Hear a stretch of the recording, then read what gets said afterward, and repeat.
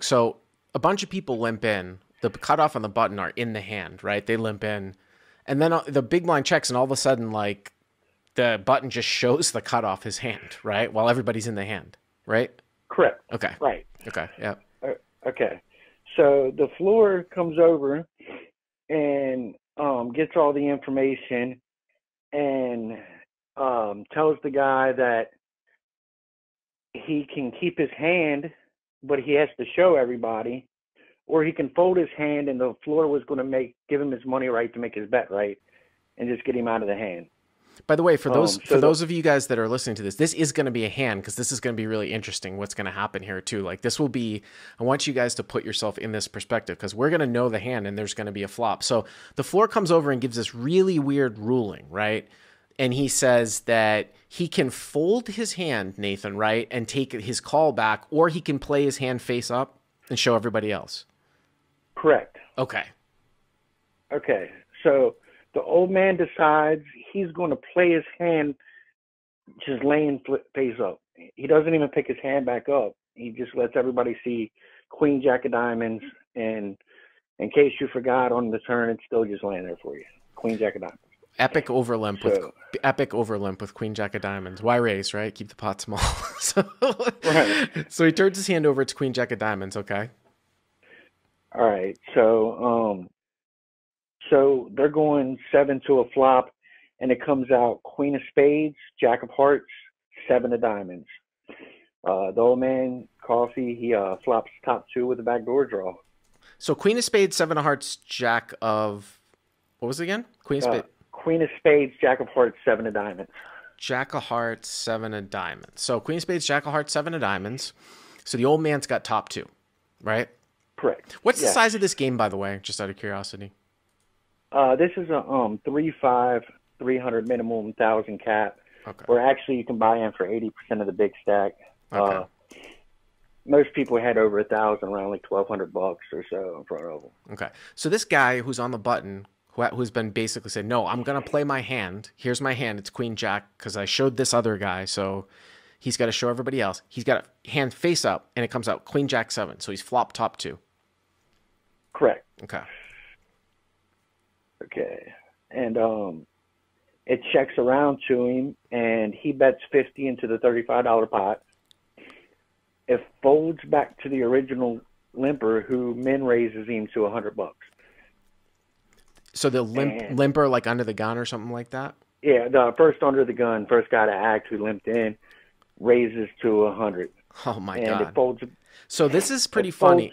This is pretty funny, Nathan, before you go on. I don't know if you look at poker Twitter at all, but there's this sort of poll when we're recording this on December 14th where Negreanu put a poll up on Twitter and he said, you know, what would you call it? Was some ridiculous thing about like, you know, would you call with pocket aces in a spot where the board came out like, I don't know, ace 4 9 4 and somebody bet that you didn't know like $1 million into a $2 pot. Would you bet, you know, would you call with pocket aces? You know, would you call there with list aces full? The reason why this sort of reminds me of this is because this is a fun little situation where the under the gun guy can see the button's hand, right? Because his hand is face up. So the under the gun guy has min raised a hand that is face up, and the board is Queen Jack 7 rainbow. So I got to tell you, for some reason, I've done this before sometimes, usually when I was a little bit drunk, where I don't think it's been with both cards, but I've accidentally exposed my hand, like in the middle of the hand. So let me just think about what I would do in this spot. Let's say that I was in this hand, whatever, maybe I overlimp with Queen Jack off. I'm dicking around and somehow like, I don't know, I spill something or like my cards get flipped over by mistake and everybody's seen them. I mean, usually you would just fight to like, you know, put them back over, but for some reason everyone's seen them, right? And I bet on this board, and a guy who can see my cards min raises me. I got to be honest, I don't know if I would continue on here in the hand. Right. Because the guy from under the gun can make the absolute perfect decisions against me, right?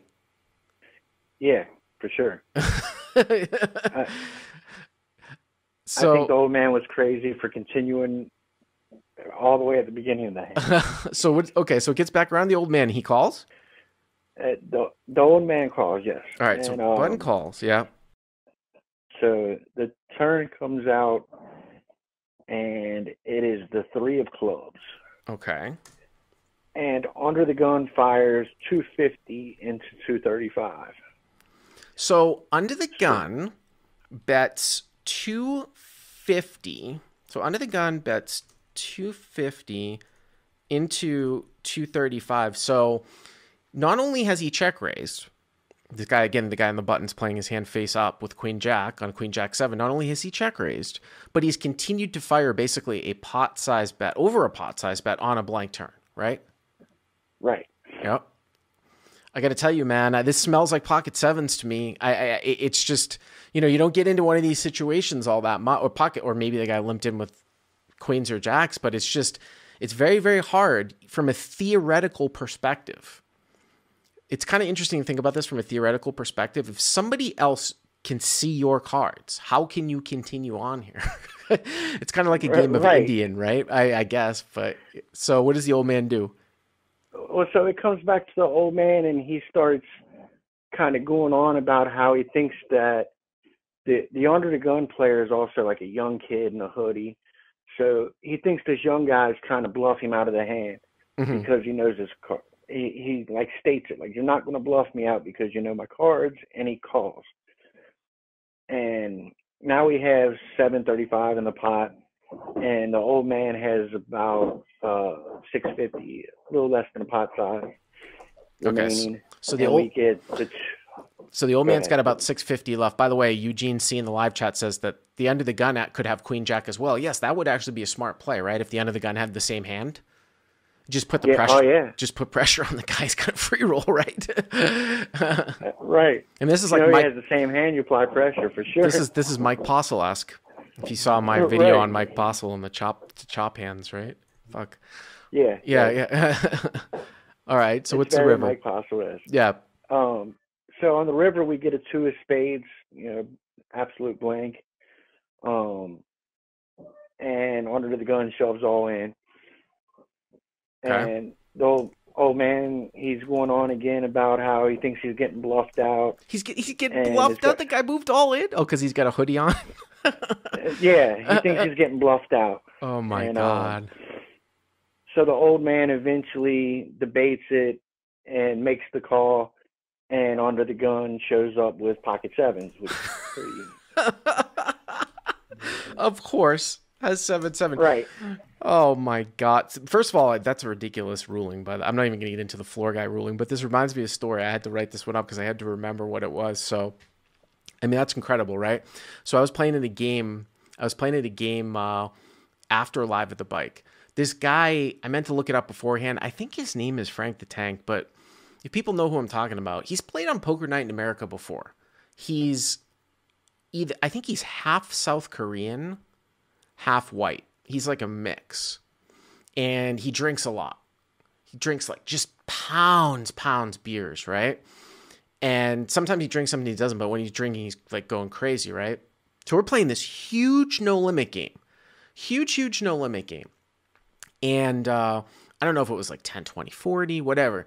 He's so drunk, he starts kind of like raising blind, right? So he's raising blind, And it's funny because this guy had Queen Jack, because he had Queen Jack this hand too.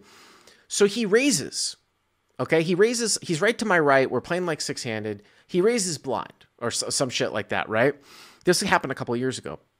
I'm like 5K deep with him. And I 3-bet him on the button with pocket sixes.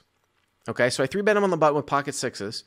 And he's like, I'm tired of you, whippersnapper. I call and I'm going to show my hands. He calls my 3-bet and he turns his hand over and it's Queen Jack. This is just a coincidence that it's Queen Jack, okay? This guy, he turns his hand over. Like I said, I remember it like it was like it just happened last week. So I'm like, oh my fucking God, what is this guy doing? I've got 6-6. I got like 6 of hearts, 6 of diamonds, right? Whatever. The pot's like $500-$600. The board comes out 10-5 deuce. So it's 10-5 deuce, and I've got sixes. So he checks to me. I think we were playing the ante game too. So there's other antes in there after Live of the Bike. And I'm like, all right, well, let me try to figure out how much this guy's going to call. Like, there's no reason for me to like bet the entire pot here, right? He's got queen high. So I'm like, I don't know. He's kind of drunk. Let me bet like 250. Like the guy's got some backdoors or shit like that, right? So I bet like 250 into like 650. He calls. His hand is face up. It's queen jack. It's face up and it's queen jack, right? So he calls. So the pot's like 1100. The turn is a 10. So it's 10-5 deuce. The turn's a 10. I've got sixes. He has queen jack.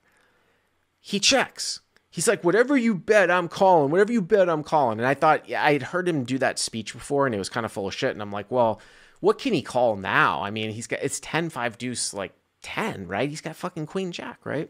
So I'm like, all right, let me bet like 400 here. So I bet like 400 into 1100, right? And he calls again. His hand is face up as queen jack, and it's 10-5 deuce, turns a 10. So now the pot's almost 2,000, okay? The river comes out a jack. So it's 10-5 deuce 10, and now the river's a jack, and he checks again. And he's got like 3,000 or 4,000 left, and I'm like, what the fuck can I do? This guy just beat me with his hands face up. Like, I can't bluff at it. He's not going to fold, right? He's not going to fold. So he beat me out of position in a 3-bet pot with his hands face up. I checked it back. He's never going to fold, right? So, and that is 100% a true story. 100. I'm trying to think of if there was anybody at the table, because I was talking about that. It happened 2 or 3 years ago. And I was like, wow, this guy, I will never forget this guy who beat me basically, with his cards face up. But I appreciate the call. Thank you very much.